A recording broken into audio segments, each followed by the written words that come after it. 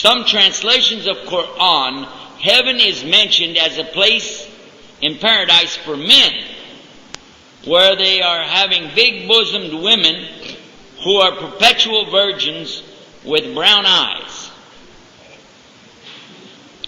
Is this true? First of all, I'll ask you, is it true? No. I don't know about the translations. I can't speak for the translations. But I can say there is no place in Quran that says heaven is for men. Absolutely not. And there are many things to the contrary. We know very well that heaven is Jannah, as we call it, is for people who gain Allah's mercy and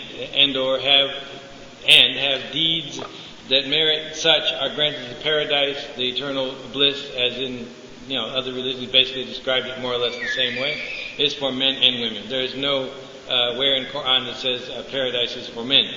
As for the mentioning of some of the actual delights in paradise, if you will, you have to go back to a fundamental rule. And that is, well, two rules actually. And that is that nothing in paradise is like anything that you know or can even imagine. That's number one. Number two, no desire whatsoever remains unsatisfied in paradise. Whatever you want, it's there. Somebody might ask, well, I want a McDonald's Playland. Am I going to have that in paradise? Well, I'll tell you the answer. The answer is one of two things.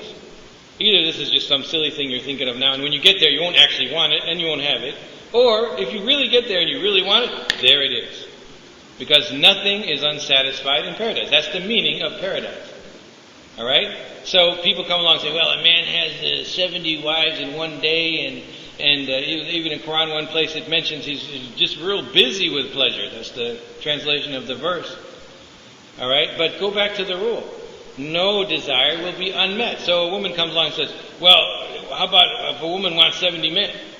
Well, let me go back to my answer. If indeed a woman makes it to paradise and wants 70 men, she will definitely have them. But, think about this. When Allah said in the Quran to the men, I could reward you with anything, even having 70 new wives in a single day, everybody understands that. At least every man understands that. I don't know if every woman understands that, but most people understand that.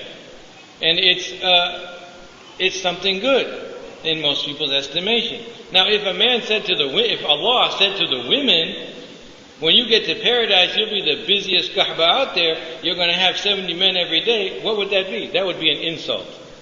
That's just the nature of us. That's the way we think about things. So it's not an issue of, the men got this and the women didn't get anything. Everybody got everything. There's not even anything you can imagine or even think for a second that you feel like you had it. It's there, whether you're a man or a woman. But what was mentioned is what was appropriate and commensurate to our natures. What a lovely answer. And it makes me feel good to know that I could get McDonald's in the paradise and it will actually taste good.